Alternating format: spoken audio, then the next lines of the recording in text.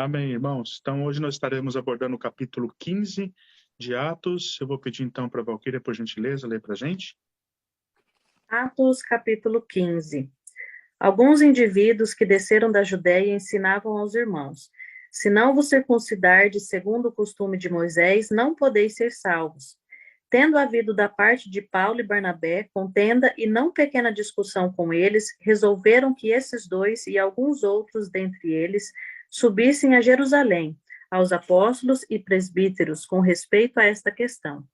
Enviados, pois, e até certo ponto acompanhados pela igreja, atravessaram as províncias da Fenícia e Samaria, e narrando a conversão dos gentios, causaram grande alegria a todos os irmãos.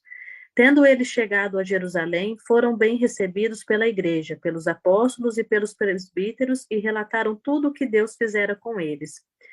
Insurgiram-se, entretanto, alguns das seitas dos fariseus que haviam crido, dizendo: é necessário circuncidá-los e determinar-lhes que observem a lei de Moisés. Então se reuniram os apóstolos e os presbíteros para examinar a questão. Havendo grande debate, Pedro tomou a palavra e lhes disse: irmãos, vós sabeis que desde há muito Deus me escolheu dentre vós para que por meu intermédio ouvissem os gentios a palavra do evangelho e crescem. Ora, Deus que conhece os corações lhe deu testemunho, concedendo o Espírito Santo a eles, como também a nós nos concedera, e não estabeleceu distinção alguma entre nós e eles, purificando-lhes pela fé o coração. Agora, pois, porque tentais a Deus, pondo sobre a serviço dos discípulos um jugo que nem nossos pais puderam suportar, nem nós, mas cremos que fomos salvos pela graça do Senhor Jesus, como também aqueles o foram. E toda a multidão silenciou, passando a ouvir a Barnabé e a Paulo, que contavam quantos sinais e prodígios Deus fizera por meio deles entre os gentios.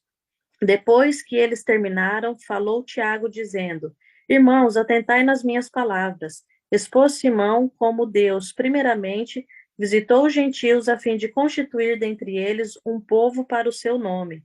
Confere com isto as palavras dos profetas, como está escrito: cumpridas essas coisas, voltarei e reedificarei o tabernáculo caído de Davi, e levantando-o de suas ruínas, restaurá-lo-ei, para que os demais homens busquem o Senhor e também todos os gentios sobre os quais tem sido invocado o meu nome, diz o Senhor, que faz essas coisas conhecidas desde séculos.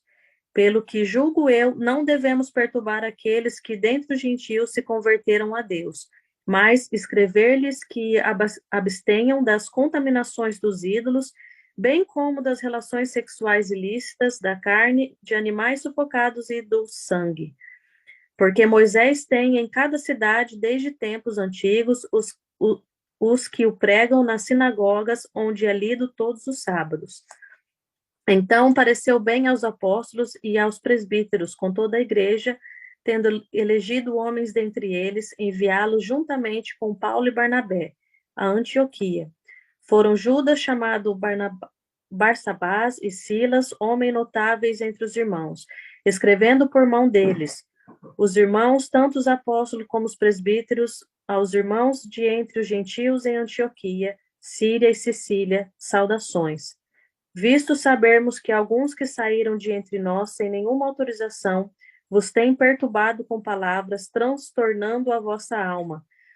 Pareceu-nos bem, chegado a pleno acordo, eleger alguns homens e a enviá-los a vós outros, como os nossos amados Barnabé e Paulo, homens que têm exposto a vida pelo nome de nosso Senhor Jesus Cristo. Enviamos, portanto, Judas e Silas, os quais pessoalmente vos dirão também essas coisas, pois pareceu bem ao Espírito Santo e a nós não vos impor maior encargo além dessas coisas essenciais, que vos abstenhais das coisas sacrificadas a ídolos, bem como do sangue, da carne de animais sufocados e das relações sexuais ilícitas. Dessas coisas farei bem se vos guardardes. Saúde. Os que foram enviados desceram logo para Antioquia, e tendo reunido a comunidade, entregaram a epístola. Quando a leram, sobremaneira se alegraram pelo conforto recebido. Judas e Silas, que eram também profetas, consolaram os irmãos com muitos conselhos e os fortaleceram. Tendo-se demorado ali por algum tempo, os irmãos os deixaram voltar em paz aos que os enviaram. Mas pareceu bem a Silas permanecer ali. Paulo e Barnabé demoraram-se em Antioquia, ensinando e pregando com muitos outros a palavra do Senhor. Alguns dias depois, disse Paulo a Barnabé: Voltemos agora para visitar os irmãos por todas as cidades nas quais anunciamos a palavra do Senhor, para ver como passam. E Barnabé queria levar também a João, chamado Marcos, mas Paulo não achava justo levarem aquele que se afastara desde a Panfilha, não os acompanhando no trabalho. Houve entre eles tal desavença que vieram a separar-se. Então Barnabé, levando consigo a Marcos navegou para Chipre, mas Paulo, tendo escolhido a Silas, partiu encomendado pelos irmãos à graça do Senhor, e passou pela Síria e Sicília, confirmando as igrejas. Amém, meus queridos. Então, aqui nós começamos o capítulo 15. Vemos aqui que existiam alguns indivíduos que desceram ali da Judéia, ensinando aos irmãos, se eles não circuncidassem, segundo o costume de Moisés, eles não poderiam ser salvos. É até interessante que hoje em dia é muito comum a gente ver em algumas igrejas que as pessoas precisam fazer alguma coisa para ser salvos. Aí, no caso, a justiça própria. Isso é um grande perigo que vai totalmente contra a palavra de Deus. E nós vamos ver aqui que a salvação é pela graça, pela fé e pela graça, e não por esforço humano. Então, aqui, eles estavam falando, no caso aqui, que se a pessoa não se circuncidasse, ela não poderia ser salvo. Então, nós vemos aqui o início da propagação aqui dessa heresia que deu muito trabalho para a igreja primitiva. E é interessante nós lermos Atos, né, ou melhor, Gálatas, capítulo 6 e capítulo 3, para a gente entender um pouquinho como que isso foi se alastrando. Então, nós vemos aqui, versículo 1, iniciou-se a propagação dessa heresia. Paulo e Barnabé, no versículo 2, nós vemos tiveram uma contenda com eles, ao ponto de contenda, né, da contenda, e ir para os apóstolos. Versículo 5, aqui nos relata que eles faziam parte da seita dos fariseus, que haviam crido. Aqui vemos uma heresia, né, como eu disse, que deu muito trabalho, e inclusive ela, nos dias de hoje ainda, ela também dá muito trabalho. É uma heresia que cresce muito também nos nossos dias. E para nós entendermos um pouquinho mais sobre isso, eu gostaria que os irmãos abrissem em Atos, capítulo 1, versículo 6 ao versículo 10, para nós analisarmos que aqui deu início a os cristãos judaizantes aqui dando início a essa heresia que foi aqui mais para frente em Gálatas rebatida pelo apóstolo Paulo, e foi, né, rebatida no caso de uma forma bem assim, Paulo estava um pouco contrariado quando falava com eles. Então, no capítulo 1 de Gálatas, do versículo 6 ao versículo 10. Versículo 6 diz, Paulo dizendo aqui para os Gálatas, acerca da inconstância dele, porque eles estavam caindo nessa heresia da seita dos fariseus que creem, né? Admira-me que estejais passando tão depressa daquele que vos chamou na graça de Cristo para outro evangelho, o qual não é outro, senão que há alguns que vos perturbam, eram esses daí, que vos perturbam e querem perverter o evangelho de Cristo. Mas ainda que nós mesmos, ou mesmo um anjo vindo do céu, vos pregue evangelho que vá além do que vos temos pregado, seja maldito, é maldição. Notem bem que Paulo diz aqui que ainda que nós mesmos, né, os apóstolos, pregássemos um outro evangelho, seja maldito, maldição. Assim, como já dissemos, E agora, repito, se alguém vos prega evangelho que vá além daquele que recebesse, seja maldito. Versículo 10 aqui, porventura procuro eu agora o favor dos homens ou o de Deus? Ou procuro agradar a homens? Se agradasse ainda a homens, não seria servo de Cristo. Nós olhamos aqui no capítulo 3, no início do capítulo 3, nós vemos que Paulo ele já estava contrariado. Então, essa heresia que começou aqui no capítulo 15 de Atos, nós vemos aqui, depois de alguns anos, Paulo já estava aqui já um pouco contrariado com esse assunto. No versículo 3, ele fala de uma forma bem enfática e bem áspera com eles, dizendo o seguinte: ó Gálatas insensatos, quem vos fascinou a vós outros, ante cujos olhos foi Jesus Cristo exposto como crucificado? Quero apenas saber isto de vós: recebestes o Espírito pelas obras da lei ou pela pregação da fé? É importante isso daqui. Sois assim insensatos, e tende começado no Espírito, estejais agora vos aperfeiçoando na carne?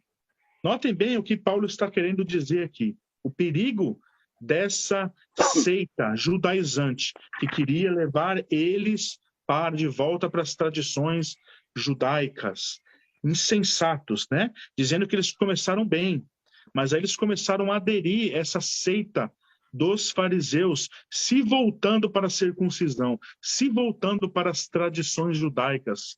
E aí, o que Paulo fala aqui? Que eles começaram bem, no espírito, mas estavam indo para a carne. Então, nós vemos aqui, irmãos, é importante nós entendermos o progresso dessa heresia que se alastrou. E uma coisa muito interessante que a gente sempre percebe na Bíblia, o tom aqui, né, no caso do apóstolo Paulo, que normalmente é um tom diferente. Normalmente Paulo ele sempre mostra um carinho especial para com os irmãos quando ele está escrevendo. E notem que essa foi uma carta também circular. Ela foi para todas as igrejas, eles estavam lendo, porque era de extrema importância que todas as igrejas recebessem e fossem alertadas segundo essa heresia aqui que estava chegando. E Paulo tinha que ser áspero, como ele foi com os Gálatas, para mostrar a seriedade do que estava acontecendo. Meus irmãos, nos dias de hoje, as igrejas estão se enchendo cada vez mais de símbolos judaicos, tradição judaica dentro das igrejas. Em muitas igrejas, tem uma igreja em particular, no caso, que abriu até um novo ministério de sacerdotes. Então, eles tinham pastores, depois bispos, e agora eles não estão mais satisfeitos. Agora eles têm também os sacerdotes, voltando aí para essa doutrina, né? Voltando para as tradições judaicas. E em muitas igrejas neopentecostais, nós vemos até o absurdo de eles levarem a Arca da Aliança. Eles carregam a Arca da Aliança e as pessoas vão adorando a Arca, né? Isso, na verdade, é um grande absurdo, irmãos. Eles estão voltando para essas coisas, eles não deveriam. Então, nós vemos que nos dias de hoje também é um grande problema. Cada vez mais e mais as igrejas estão se voltando para o judaísmo. A mensagem de Paulo aos Gálatas combate essa heresia, né, que teve início aqui no capítulo 15. E essa mesma mensagem se aplica, meus queridos irmãos, a todos os judaizantes de plantão dos nossos dias. Cristo, nós vemos aqui que ele é suficiente. Paulo, aos Gálatas, se nós olharmos no final ali, chegando ao final no capítulo 5, no versículo 2, ele diz que se nós voltarmos para essas coisas, se nós voltarmos para a circuncisão, para a tradição, para essa simbologia, para todas essas coisas rituais do judaísmo, Cristo de nada valerá para nós. Por isso que ele, no capítulo 3, aqui ele começa chamando os Gálatas de insensatos, que decaíram da fé, estavam agindo na carne. Então, meus irmãos, todas essas igrejas que estão implantando todos esses ritos judaicos, elas estão agindo, como Paulo está dizendo no capítulo 3 de Gálatas, estão agindo na carne, não estão agindo no espírito. Eles estão invalidando o sacrifício de Cristo. E isso nós devemos entender. Todos esses rituais, todas essas coisas, essas simbologias, tudo isso apontava para Cristo. De forma que Cristo é suficiente e nós não precisamos dessas coisas. O cristão agora, ele vive pela fé em Cristo Jesus. E é pela graça, né? Como nós vamos ver aqui mesmo, Paulo falando. Seguindo adiante aqui, nós vemos o concílio de Jerusalém. Paulo e Barnabé, aqui no caso, vieram ao primeiro grande concílio da igreja, onde nós vemos aqui no versículo, do versículo 7 em diante, que Pedro aqui tomou a palavra. E a discussão aqui era sobre a salvação. E Pedro disse que os judeus seriam salvos da mesma forma que os gentios, né? Ele diz que é pela graça, né? Pela graça de Deus, né? Notem aqui no versículo 11 o que ele diz. Ele diz que cremos, ou seja, nós cremos pelo quê? Pela fé. Nós cremos que somos salvos pela graça. O que isso quer dizer, meus irmãos? Que é pela graça. Não é por nenhum esforço humano, por nenhum ritual, por nada que nós podemos fazer. É simplesmente pela fé, pela graça de Deus. É um dom de Deus, como eu sempre tenho falado, e isso não vem do homem para que ninguém se glorie. É algo soberano de Deus. Eu vi um tempo atrás uma pregação do Augusto Nicodemos, que muita gente, quando ouve isso, eles não são acostumados a ouvirem a verdade, que a pregação é pela fé e pela graça somente. Eles ficam muito surpresos, porque eles questionam, na verdade, dizendo, mas é tão fácil assim, é só crer. Deus deu de graça, né? A graça ela é de graça, por sinal. Deus deu de graça, é somente crer. Sim, irmãos, é simples assim. Eu sempre falo algo interessante, que quando nós cremos, há implicações. O cristão que começa a crer no Senhor Jesus, ele segue também. Não basta falar assim, eu creio, e aí eu levo a minha vida de qualquer jeito. O que isso demonstra quando uma pessoa fala, eu creio em Jesus? Porque hoje, se você sair lá fora, principalmente no Brasil, você falar que, você acredita em Jesus? A maioria das pessoas fala, sim, acredito em Jesus. Todo mundo vai falar que acredita em Jesus. Só que crer em Jesus quer dizer que você também obedeça a ele. Aonde Jesus é Salvador, Jesus também é Senhor. Por isso que a Bíblia se refere ao senhorio de Jesus sempre. Nós devemos seguir o Senhor Jesus, nós devemos obediência a Ele. Então, basicamente, se nós cremos no Senhor Jesus e não seguimos os seus mandamentos, o apóstolo João fala isso, somos mentirosos e não somos verdadeiros. Então, o cristão que crê no Senhor Jesus, ele obedece e segue. Então, isso é importante nós entendermos. É simples assim, irmãos. É pela fé no Senhor Jesus e pela graça. Mas os cristãos verdadeiros, eles obedecem o Senhor. É muito importante nós entendermos isso, porque existe um pragmatismo muito grande dentro das igrejas hoje. E isso é algo terrível, irmãos. O pragmatismo que existe hoje na igreja assim, resumindo, tudo acaba em pizza. Os meios não justificam os fins. O que importa é eu chegar lá na frente. Não importa como eu vou chegar. E essa ideia é totalmente errada. Essa aí quando a gente é o brasileiro, na verdade, né? É o brasileiro, tudo que o brasileiro põe a mão, ele fala do jeitinho brasileiro, que ele tenta fazer alguma coisinha, né? É do jeitinho dele. Não é assim. No cristianismo nós devemos entender que não é do nosso jeito, é do jeito de Deus, é do jeito do Senhor. Com o Senhor não tem jeitinho. Então nós devemos entender isso. Nós cremos no Senhor Jesus pela graça, de graça, mas nós devemos obedecê-lo. E quando nós obedecemos ele, é do jeito que ele fala, não é do jeito que nós achamos, né? Eu sempre falo do nosso achismo. Muito importante, irmãos, nós sempre deixarmos o nosso achismo, as nossas opiniões próprias de lado e nos rendermos à palavra de Deus. Versículo 12, aqui nós vemos Paulo e Barnabé também falando. Então, após Pedro aqui dizer que é pela fé que nós somos salvos pela graça, e aí, no caso, a salvação é para ambos, tanto para judeus como para os gentios. Então, nós vemos versículo 12, Paulo e Barnabé aqui começaram a falar dos prodígios e sinais no meio aqui dos gentios. E aqui é interessante, irmãos, eu vejo que Deus, ele dava os sinais e os prodígios, principalmente nessa situação. Eu acho muito importante que isso acontecesse, porque nós vemos a incredulidade dos judeus, dessa seita dos fariseus. Quem que eram os fariseus, irmãos? Os fariseus eram os mestres da lei. Eles sabiam tudo da Bíblia.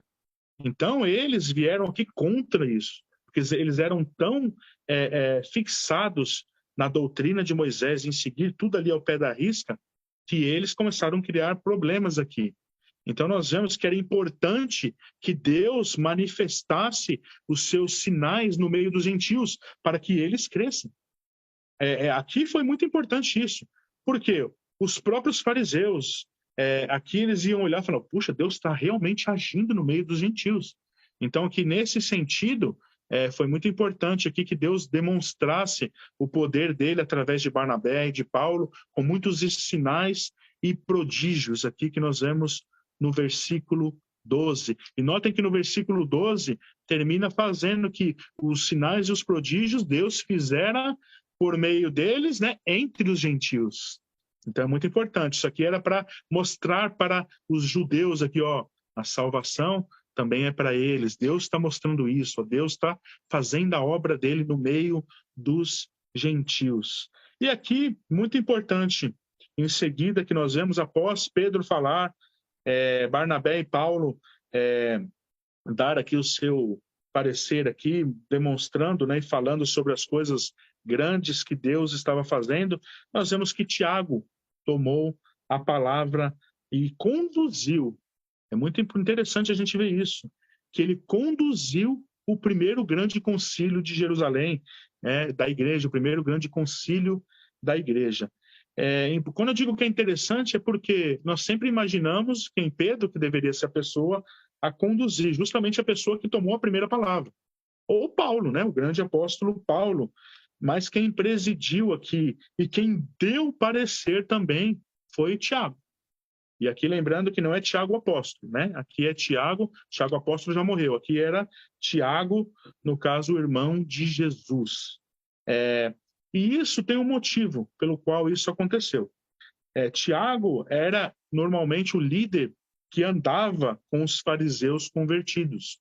Se nós vemos aquela situação onde Paulo afronta Pedro, falando da hipocrisia dele, foi justamente quando eles estavam com os gentios, e aí Pedro, no caso, com a hipocrisia dele, viu ali a comitiva de Tiago chegando, e ali ele pegou e se retirou no meio dos gentios. E Paulo ali apontou a hipocrisia. E justamente nessa situação nós vemos, Tiago andava com as comitivas dos fariseus convertidos. Então todos aqueles doutores da lei, eles andavam com Tiago. E isso tem um motivo, né? Tiago era o irmão de Jesus. Então nós vemos que aqui foi ele, por esse motivo, e por causa desse assunto estar relacionado com os judeus aqui no caso, e com a seita dos fariseus, era de extrema importância que Tiago aqui se levantasse e desse o parecer. E se tivesse alguém, irmãos, que fosse favorecer ali, ou que fosse propenso ali a apoiar as seitas dos fariseus, essa pessoa seria justamente Tiago, justamente porque era a pessoa mais próxima deles. Mas o que foi que Tiago disse? Nós vemos aqui do versículo 13 ao versículo 17. Vamos ler aqui. Que dizendo que depois que eles terminaram de falar, né, no caso do Barnabé e Paulo, Tiago aqui dizendo, irmãos, atentai nas minhas palavras. Expôs Simão como Deus primeiramente visitou os gentios, a fim de construir dentre eles um povo para o seu nome. Conferem com isto as palavras dos profetas, como está escrito: cumpridas estas coisas, voltarei a reedificarei o tabernáculo caído de Davi, e levantando de suas ruínas, restaurá-lo-ei, para que os demais homens busquem o Senhor, e também todos os gentios. Notem bem aqui, essa foi uma profecia de Amós. E também todos os gentios sobre os quais tem sido invocado o meu nome. Então nós vemos aqui, o que foi que Tiago disse? Tiago favoreceu de alguma forma a seita dos fariseus, porque ele andava mais com eles ali? De forma alguma. Basicamente, irmãos, o que Tiago disse para eles foi: vocês não lêem o Velho Testamento, não? Vocês não viram que foi dito por intermédio do profeta Amós? Vocês não querem que o reino de Israel seja restaurado novamente? Foi basicamente isso que ele disse para eles. Foi uma resposta muito boa. Vocês não querem que o reino de Israel seja restaurado? A promessa que Deus tinha e que deu através de Amós, e nela nós vemos aqui que ela inclui os gentios. Ou seja, se vocês querem que isso aconteça, vocês têm que entender que essa promessa incluía também os gentios. Então foi uma resposta muito boa aqui que Tiago deu. Ele basicamente é o que eu sempre tenho falado, irmãos. Eles sempre usam a palavra aqui. Eles sempre se baseiam nas Sagradas Escrituras. E esse é um modelo que nós vemos em toda parte. Por isso que eu sempre ressalto a importância de nós estudarmos a Bíblia e tirarmos as nossas conclusões, não da nossa imaginação, porque nós já estudamos Pedro. Pedro, ele fala que a palavra de Deus não veio da imaginação humana, da elucidação humana, mas veio inspirada pelo Espírito Santo através dos profetas e dos homens de Deus. Então, nós devemos seguir dessa forma. É muito importante a gente seguir esse padrão, de nós nos basearmos no que a palavra diz e não no que nós achamos. Isso aqui, irmãos, é algo que a gente não tem como contestar. A gente tem estudado já bastante aqui, todas as cartas, Atos, aqui já estamos no capítulo 15, e nós vemos, isso não muda, irmãos. Isso é um padrão que deve ser seguido por nós, né? E um padrão que, infelizmente, não tem sido seguido em grande parte das igrejas evangélicas. E aí nós vemos, aqui tem um assunto bem interessante também, que isso daqui é dúvida de bastante gente. Nós vemos aqui o parecer de Tiago, o decreto que ele dá para eles com relação aos gentios. Se nós olharmos no versículo 20, ele fala, né? Vamos o 19, na verdade, né? Pelo que julgo eu, não devemos perturbar aqueles que dentre os gentios se convertem a Deus. Então eles estão falando assim, não tem que perturbar eles. Aí no versículo 20, mas escrever-lhes que se abstenham das contaminações dos ídolos, bem como das relações sexuais ilícitas, da carne de animais sufocados e do sangue. Note que depois isso aqui é repetido, né? Nós olhamos no versículo 28 e no versículo 29. Versículo 8 diz: pois pareceu bem ao Espírito Santo e a nós não vos impor maior encargo além destas coisas essenciais, que vos abstenhais das coisas sacrificadas a ídolos, bem como o sangue, da carne de animais sufocadas e das relações sexuais ilícitas. Dessas coisas fareis bem se vos guardardes, né? Aí ele fala saúde aqui. Vamos entender, irmãos, aqui o contexto da carne sacrificada. Isso é importante. Os pagãos ali daquela época, eles tinham os seus altares para os vários deuses. E eles, normalmente, eles ofereciam comida para esses deuses, principalmente a carne. Então, o que eles faziam, basicamente, eles ofereciam, colocavam a carne ali no altar. e colocavam ali na frente da estátua, né, do ídolo. Agora imaginem um cristão passando na frente de um ídolo, de uma estátua e uma oferenda ali com uma carne, né? E vai saber quanto tempo que a carne já estava ali oferecida, uma estátua a Baal. Aí o cristão estava passando ali, ele ia lá e pegava a carne e comia aquela carne. Irmãos, isso é um aconselhamento, assim, que bem... por que foi dado isso? Os gentios tinham o costume de fazer isso. Então, os gentios que estavam fazendo isso, estavam chegando para o cristianismo, eles falaram, não façam isso. Se você vê um altar ali com uma carne sacrificada, você não vai pegar aquela carne e comer aquela carne. Isso era uma coisa, além de ser uma coisa incabível, não somente... também a questão de saúde, também é uma coisa totalmente anti-higiênica, né? E uma coisa que causava muito escândalo para os judeus. Isso eu fico imaginando, irmãos, se um gentio que se converteu para o cristianismo passasse em frente uma estátua e comesse a carne ali que estava sacrificada para a estátua, e um judeu visse aquilo, o judeu ia se escandalizar. E até mesmo os cristãos iam se escandalizar. Então nós vemos aqui, é importante a gente entender isso. Essa questão ela é muito mais por uma questão de escandalizar do que em comer a carne em si. Eu vejo também pela questão da saúde também, de higiene.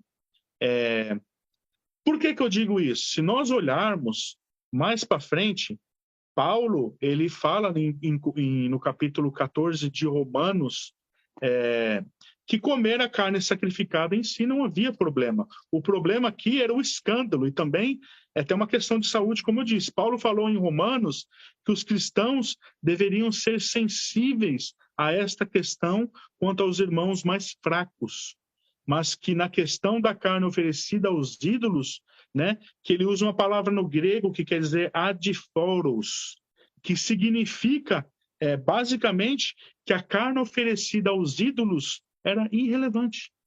Ela não implicava em nada, era totalmente irrelevante em si. Então, que aqui era mais uma questão de escandalizar. Nós já estudamos algumas vezes, né? Vimos até no capítulo 7 de Marcos, quando Jesus fala ali da hipocrisia dos fariseus, que o contamina o homem não é o que ele come, mas o que sai. Nós vemos que tem ali uma nota que o próprio Marcos faz. Ali, no caso, é Marcos falando. Ele diz o seguinte, que Jesus falou isso para mostrar que todos os alimentos não eram impuros. E nós vemos que o próprio apóstolo Paulo falando isso, em Romanos capítulo 14, nós vemos também, ele fala aos coríntios, que tudo por oração, né, é santificado, e você pode ir no supermercado e comer de tudo. Então, é importante a gente entender isso, porque muitos irmãos às vezes perguntam acerca disso. Mas e a comida aqui? Aqui na Inglaterra nós temos os franguinhos. Você vai na maioria dos franguinhos que tem fritos, é halal, que é consagrado, né, no islamismo, né? No caso, eles sacrificam ali e consagram. E as pessoas perguntam, mas eu posso comer halal? Eu falo com toda a segurança, irmãos. Vai fundo, come o franguinho halal, sem problema nenhum. Agora, por exemplo, se você for num franguinho e vai comer um franguinho frito, e você vai com o irmão, que ele fala, nossa, vamos comer comida sacrificada, não vou não. E você vê que você vai escandalizar esse irmão, aí não faça isso, porque senão você vai escandalizar o irmão. Agora, irmãos, nós devemos entender, o nosso Deus é muito maior do que esses falsos deuses. Eu achei interessante hoje, eu estava conversando com a Sara, e fiquei até bastante orgulhoso dela, que eles têm matérias de religiões. E aí Sara sempre fala, hoje falou da sinagoga, dos judeus, hoje falou do cristianismo, hoje falou do islamismo, e aí hoje parece que falaram dos hindus. E aí ela estava falando que quando eles vão lá no templo deles adorar, eles têm que tirar o sapato antes de entrar lá, e eles têm que tocar um sininho para avisar os deuses dele. E eu achei interessante que a Sara olhou para mim e falou assim, pai, que besteira que é isso? Deus, ele já sabe, você não precisa avisar ele. Aí eu falei, justamente, filha, porque são falsos deuses, são barro, são estátuas. Então, assim, eu achei bem interessante o raciocínio dela, né? eu já aproveitei a oportunidade para enfatizar isso. É isso mesmo, né, filha? É isso mesmo. O nosso Deus é um Deus onisciente, onipresente, onipotente, ele sabe de tudo. Você não precisa avisar ele nada, ele já sabe. Antes mesmo de você pensar, ele já sabe o que vai acontecer. Né? E ela ficava pensando. Então, é justamente isso, irmãos. O nosso Deus é muito maior do que esses falsos deuses. Por esse motivo que nós devemos entender que tudo por mão, o que nós orarmos e santificarmos, o que o nosso Deus santifica é muito maior do que esses falsos deuses. Que, na verdade, irmãos, esses falsos deuses são de mentira. Agora, existe uma ação de Satanás por detrás dessas coisas. O apóstolo Paulo fala sobre isso. O que está por trás dos sacrifícios aos falsos deuses, adoração de imagens, todas essas coisas? São demônios que estão por trás. Então, nós devemos entender essas coisas. Mas a carne em si que foi sacrificada, nós podemos orar ali e comer.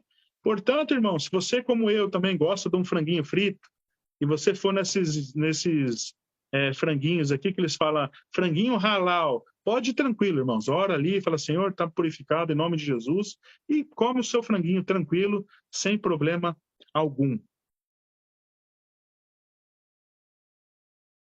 Outra questão aqui, que é abordado no parecer de Tiago, é com relação sexual ilícita. Irmãos, isso aqui acho que não há nem necessidade de eu falar, porque isso aqui é um padrão que a gente segue no Velho Testamento, no Novo Testamento também. Nós sabemos a importância do casamento. A relação sexual antes do casamento, ela é fornicação na Bíblia, ela é pecado. Então, nós devemos entender que isso aqui, por que está sendo enfatizado isso aos gentios? Porque da mesma forma como as pessoas... Quem que eram os gentios? Existia o povo de Deus, os judeus. Os gentios eram as pessoas do mundo, as pessoas que não criam no Deus. Então, hoje também, nos nossos dias, nós somos os cristãos, que nós acreditamos e tentamos seguir todos os mandamentos. Existem as pessoas do mundo. Então, nós vemos, nos nossos dias também acontecem as mesmas coisas. Para as pessoas lá do mundo, lá fora, é normal você ter relação sexual com sua namorada, é normal. Então, é a mesma coisa aqui. Só que quando nós conhecemos a palavra e entendemos, então nós entendemos que isso não agrada a Deus, que relação sexual antes do casamento é fornicação e que a relação sexual dentro do casamento é uma bênção de Deus. Então, quando nós entendemos isso, nós entendemos aqui o que Tiago está falando para o povo gentil. Não tenham relações sexuais fora do casamento. É isso, basicamente isso, o que ele está falando aqui para eles. Agora, irmãos, como eu digo também, que isso é algo que acontece no nosso contexto também, com as pessoas que não são cristãs, e também, infelizmente, dentro da igreja. Irmãos, a gente vê hoje, não há muita diferença entre namorados do mundo e namorados das igrejas evangélicas. Eu gosto de destacar igrejas evangélicas. Infelizmente, irmãos, os nossos jovens não fazem mais a diferença. Hoje é raríssimo você encontrar um casal de jovens virgem que casam virgem. É raríssimo. Nós até entendemos, né, por exemplo, pessoas como eu e como a maioria de nós, que viemos do mundo, nós não éramos cristãos e, obviamente, a pessoa não ser virgem. Né? E você chegou na igreja, né? Você entendeu o que é certo, aí você, a partir do momento que você se tornou um cristão, você tenta fazer o que é correto. E também isso não deve ser... Tudo no pecado ele é apagado. Não somente isso, mas tudo que a gente fez no passado. Então, a gente não tem que se preocupar com essas coisas. Agora, eu estou falando de cristãos, jovens que cresceram na igreja. É muito raro a gente encontrar crianças, né, jovens que crescem, né, na igreja e se mantêm puros nesse sentido. E isso, irmãos, é devido aos pais, hoje em dia, a negligência dos pais não ensinarem. Eu sempre falo, irmãos, que é algo muito triste isso. Eu vejo da parte dos homens. Eu vejo muito isso dentro da igreja, homens ainda que são machistas, que eles estão na igreja, mas eles se orgulham ainda de serem um macho. A gente vê muito isso dentro da igreja, homens ainda que estão na igreja, que ainda gostam de falar, eu era o garanhão, quando eu era do mundo, eu tive um monte de namoradas, que se orgulham do seu passado, nesse sentido. Então, ou seja, a pessoa não entendeu nada aqui do que Tiago está falando, que a relação sexual fora do casamento é pecado. E ela se orgulha do passado, desse passado. Isso é um absurdo, irmãos, né? Para um cristão. A pessoa deveria se repudiar. Falar, eu fiz todas essas coisas, falo assim, nossa, que coisa, eu não deveria, se eu pudesse ter me conservado, né, puro nesse sentido. É assim que a pessoa deve pensar. Mas muitos homens ainda não, né? Eles acham que não, eles se orgulham de ser macho. E passam isso para os filhos, né? Meus filhos vai ser também macho, igual o pai, tudo. Ao invés de estarem ensinando os filhos a se manterem virgens. Hoje isso é muito complicado, irmãos. Você fala isso, as pessoas dão risada dentro da igreja de você. Que é isso? Meu filho é macho, meu filho vai namorar as menininhas, tudo. Então, assim, irmãos, hoje nós vemos a igreja evangélica não faz mais muita diferença por causa disso. As pessoas dentro da igreja, as pessoas fora da igreja não muda quase nada. Então, assim, é uma triste realidade da igreja. E isso é devido a muitos fatores. Você vai na igreja, está tudo errado, irmãos. Não há mais culto para Deus, o culto é feito para agradar o homem, não há mais doutrina e seriedade, reverência a Deus. Então, é tanta coisa que foi deturpado que as pessoas já não se importam com mais nada. Elas vivem o que eu falei, esse pragmatismo. Não importa como eu vou chegar, eu vou ser salvo. Eu vou errar tudo aqui, ó. Vou fazer nada, tudo do meu jeito, vou pecar, vou dormir com a minha namorada, vou fazer isso, mas no final Deus vai me perdoar e tudo acaba em pizza. Então, infelizmente, irmãos, a igreja tem ido por esse caminho. Um caminho que não é o caminho de Deus. É um caminho que leva à desgraça, que é um caminho que estão longe de Deus. Esse pragmatismo que existe dentro da igreja hoje, irmãos, é um grande engano. E isso é uma coisa cultural que influencia principalmente latinos, como nós, né? E tudo acha que vai dar certo, tudo, né? Com Deus não funciona assim, não. Eu falei no começo aqui, irmãos, com Deus é do jeito dele, não é do nosso jeito. E isso é muito importante a gente entender, é do jeito dele. O culto é do jeito dele. Quando ele fez o tabernáculo, tudo, exatamente tudo, nos mínimos detalhes, era tudo do jeito que ele queria. O templo, tudo. Salomão vai fazer o templo, tudo, exatamente tudo do jeito que ele queria.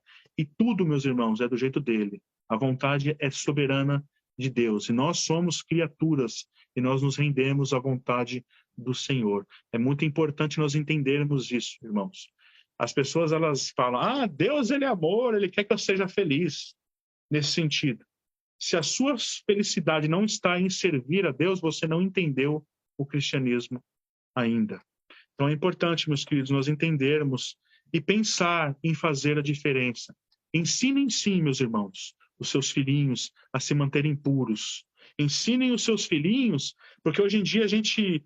Eu falo até, eu deixo minhas filhas assistirem coisas, princesinhas, tem essas coisas de romance. Eu não vejo problema deixar, mas filtrem, irmãos. Filtrem e ensinem, porque elas crescem com uma influência muito grande disso. Eu vou dar um exemplo para você. A Sara veio falar para mim esses dias que uma amiguinha dela, 9 anos de idade, irmãos, 9 anos, ela estava falando que ela viu uma blogger que ela gosta muito no YouTube e que essa blogger ela gosta de meninas e não de meninos, e que ela também queria ser igual a essa blogger. Ela queria namorar uma menina e não um menino. E hoje, na escola, ninguém pode falar nada. As pessoas falam, ah, que bonitinho, ela quer namorar a menininha, que bonitinha. Aí o menininho lá também, eu quero namorar o menininho também, ah, que bonitinho. Eu deixo muito claro, falando, Deus abomina essas coisas. Filha, não se envolva com essas coisas. Mulher com homem, um dia você vai ter um marido, e não fique com essas coisas de ter crush. Eles falam muito de crush, né? A Sara agora, eu até falei para ela, ela tá levando livros e tá lendo livros. Porque ela falou, as amiguinhas de 9 anos só falam disso, de crush. Né? Vai ter um date, vai ter um namorinho com a menina, com menina, menino com menina. Eu falei, filho, sai fora. Vai brincar com a Rebeca, né? A Rebeca agora tá na mesma escolinha. Vai brincar com a Rebeca. Ela fala, ah, mas a Rebeca ela é muito infantil, papai, né? Então vai ler um livro, filho. Leva um livro, vai ler um livro. E ela tá lendo um livro. Sabe, irmãos, filtrem os seus filhos. Às vezes eu tava conversando até com a minha esposa. Às vezes a gente se preocupa, fala, puxa, mas e aí, minha filha vai ficar isolada na escola, tudo. Eu falo isso muito para minha esposa. Eu quero que os amiguinhos das minhas filhas sejam as meninas da igreja. Seja a Charmila, né? Seja a Isabela, a Fernanda. Essas vão ser as amiguinhas das minhas filhas. Sabe? Essas da escola que vão incentivar elas a ter, namorar, ter namoro homossexual, usar drogas, a beber, a fumar, né? Todas essas coisas. Eu não quero que as minhas filhas tenham amizade. Claro que ela vai conviver com essas pessoas. Mas, irmãos, eu falo isso para vocês. Tenham coragem em educar os seus filhos. Eduquem os seus filhos, filtrem, conversem bastante, principalmente as mães com filhas e os pais com os filhos, conversem bastante. E não tenha vergonha, sabe, de falar para o seu filho, se mantenha puro. Não tenha vergonha de falar para sua filha, se mantenha puro. Aguarde o seu esposo, aguarde a sua esposa, sabe? Claro que essas coisas, irmãos, é Deus que vai ajudar e vai dar força para eles, mas nós devemos fazer a nossa parte, porque a igreja evangélica hoje não faz mais. Isso é muito triste. Devemos pensar nessas coisas. Uma outra coisa que nós vemos aqui, também, no parecer de Tiago, que é a questão da carne sufocada e do sangue. Isso aqui é uma coisa assim, muito mal interpretada no meio evangélico. Existem vários ensinamentos, várias doutrinas com relação a isso. Na minha opinião, eu entendo que aqui a questão cultural, o fator cultural da cultura dos gentios é o que nos explica o significado disso. Carne sufocada era comum, antes de eles oferecerem a carne para os altares, estrangular o animal. Quando está falando de carne sufocado, eu, na minha visão, acredito que é referência ao animal que foi sufocado, que foi estrangulado. Então está falando carne sufocada, animal sufocado, animal estrangulado. É nesse sentido que está falando aqui. Outra coisa, quando fala do sangue, era um costume dos rituais que eles faziam, deles beberem sangue. Eles bebiam sangue. Então é referência também a isso. Você não deve fazer parte disso, né? De comer essas carnes, de estrangular o animal, de fazer parte de nada disso, de beber sangue. Então é nesse sentido aqui que eu entendo que é o fator cultural ali dos gentios, da cultura pagã ali da época. No entanto, meus irmãos, você vai ver vários ensinamentos com relação a isso daqui, tá? Eu gosto sempre de olhar ali a cultura, o fator cultural, o que estava acontecendo para a gente justificar, né, o que aqui está sendo falado na Bíblia. Até mesmo porque hoje em dia tem pessoas que falam, você não pode comer uma carninha mal passada. Se você falar isso pro Charles, o Charles vai chorar, né? O Charles, vou ficar chateado, né? Para assim, comer uma carninha mal passada, eu como tranquilo, irmãos, não tem problema. Agora eu não vou beber sangue, né?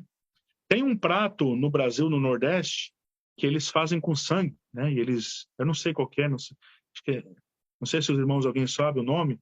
Tem um no Nordeste que eu lembro que eles fazem com sangue. E aí eu falo, você beber o sangue é uma coisa que eu já não acho que é legal, né? Para o cristão, acho que você deveria não fazer isso, né? Principalmente você beber o sangue mesmo. Matou o animal e bebeu o sangue dele é uma coisa que eu acho até uma coisa terrível. Mas enfim, irmãos, eu particularmente eu falo para os irmãos isso tranquilamente. Você quer comer uma carninha mal passada, isso aqui não tem nada a ver com o contexto aqui, né? Come a sua carninha, não vejo problema nenhum.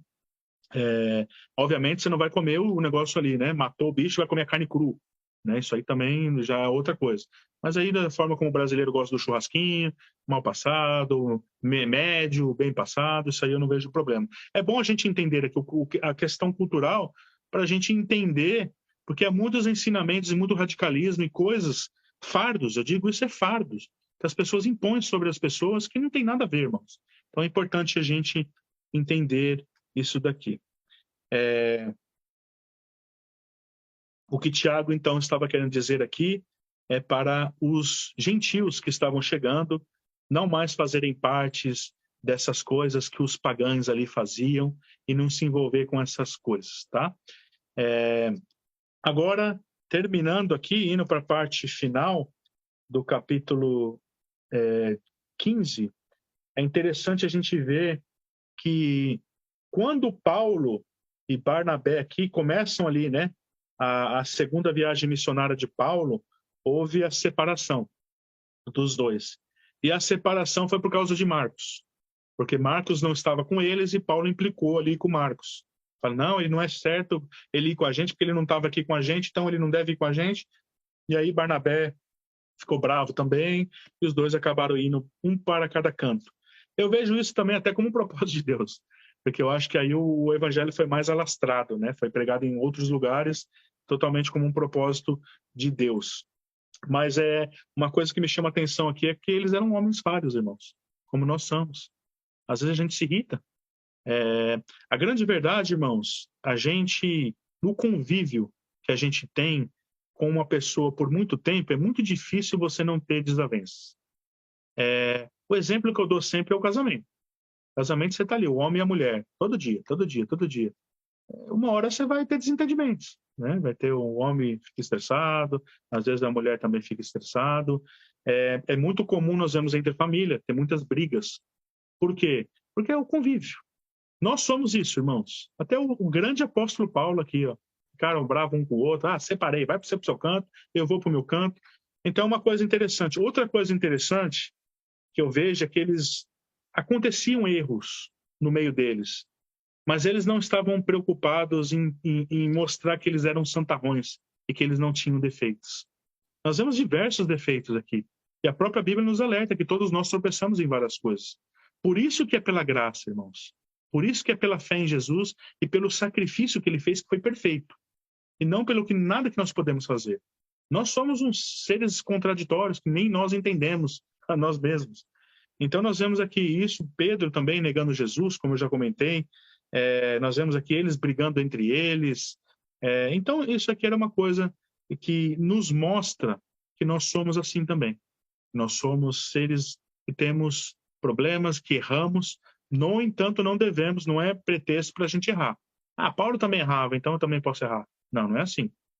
Nós devemos entender que nós somos falhos, mas nós devemos, como eles também, prosseguir sempre tentando melhorar, né? Mas entender que nós somos seres falhos, irmãos. E eu acho que, né, aqui chegou ao fim. Eu vou pedir, então, para o Charles terminar a gravação.